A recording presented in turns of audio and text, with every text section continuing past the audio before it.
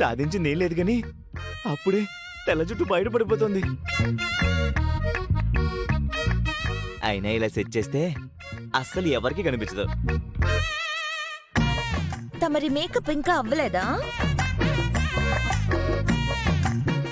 బంగారం, జుట్టు తెల్లబడ్డం అప్పుడే మొదలైపోయింది బంగారం. నీ జుట్టు గోల తర్వాత ముందు మన సరగసి కూతురు, అదే తమరి అక్రమ సంబంధంకి పుట్టిన కూతురు శౌర్యని స్కూల్కి తీసుకెళ్లే సమయం అవుతుంది. స్కూలా? బంగారం, ఈ మధ్య శౌర్యాన్ని స్కూల్కి తీసుకెళ్లాలంటే నాకు టార్చర్ కనిపిస్తోంది. నీలా ముండికటం అయిపోయింది. నాలా అంటావేంటి? అది నీ కూతురు. దానికి దానమ్మ కోమలి బుద్ధులొచ్చాయి. ముక్కు పుడక కోసం దానికి మమ్మీని కావాల్సి వచ్చింది గాని ఇంకా నేను డమ్మిలానే ఉండిపోయాను. టైం గడిచిపోయింది కానీ నా టైం మాత్రం మారలేదు. ఆ పిల్ల వలన నాకు ఎలాంటి అడ్వాంటేజ్ జరగలేదు. పైగా దానికి కూడా చిత్ర విచిత్రంగా ఉంది. కన్నది కోమలి అయినా పెంచింది తమరే, అందుకే అన్నీ నీ సుగుణాలే వచ్చాయి. అయినా ఇప్పుడు ఏ మూలనుందో ఏం చేస్తోందో. నీ అల్లరి రోజు రోజుకి బాగా ఎక్కువైపోతుంది. చూడు మా ఆయన మొహం చూడు ఎలా అయిపోయిందో. అక్క, పిల్లలు అల్లరి చేస్తేనే అన్నం అక్క. కరెక్ట్ కిట్టు. అల్లరి మరి ఈ రేంజ్ లో ఉంటే కష్టం రా. చిన్న పిల్ల మీద కోపం ఎందుకు రాజుగారు? అంతా నీ పెంపకం నీహా. ఆవు చేన్లో మేస్తే దూడ గట్టున మేస్తుందా అని అంటారు కదా. నీ బుద్ధులన్నీ నీ కూతురు పుణికి పుచ్చుకుంది Niharika. Thanks for your support love.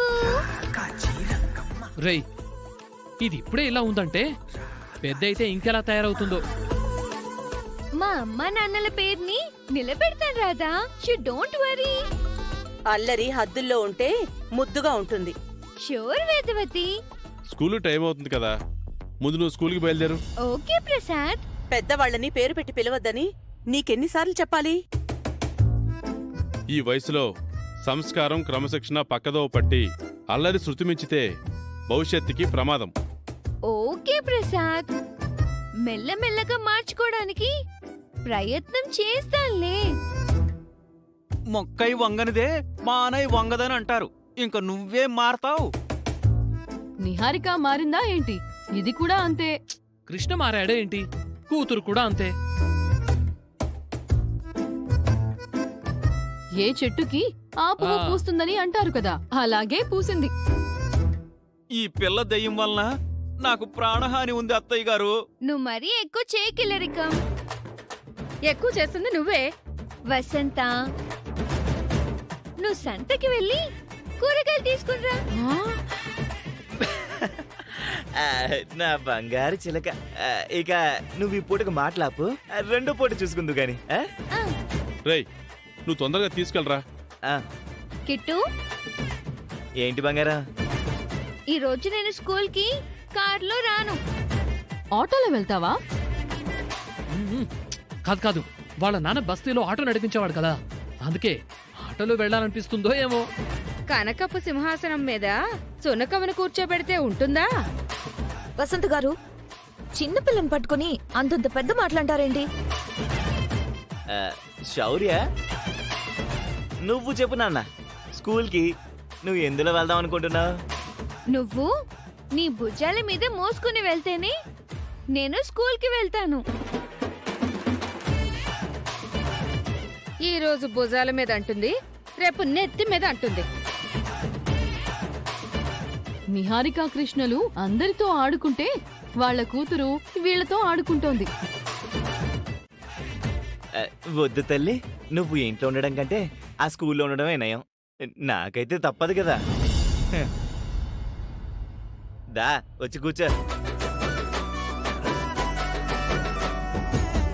ఓకేనా? రెడీయా?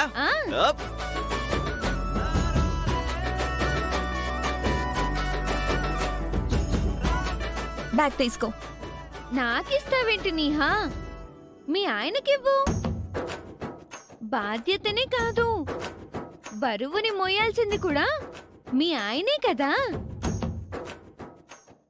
ఇవ్వు బంగారం.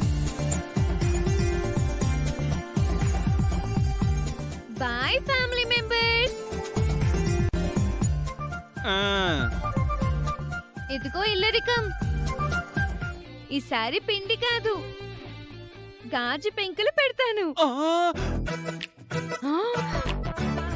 అయ్య బాబాయ్, వామ్మో, చూసారా అది ఎంత వైలెంట్ గా మాట్లాడుతుందో.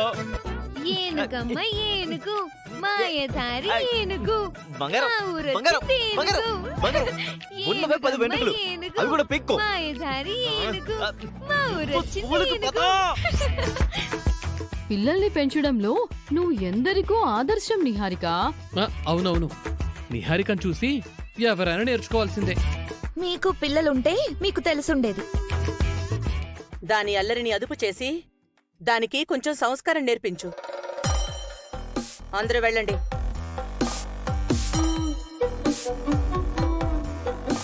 ఏమయ్యా, నువ్వు ఒక చోట కుదురుగా కూర్చో. నా కౌతులు వంటగదిలో పనుంది, వెళ్తాను.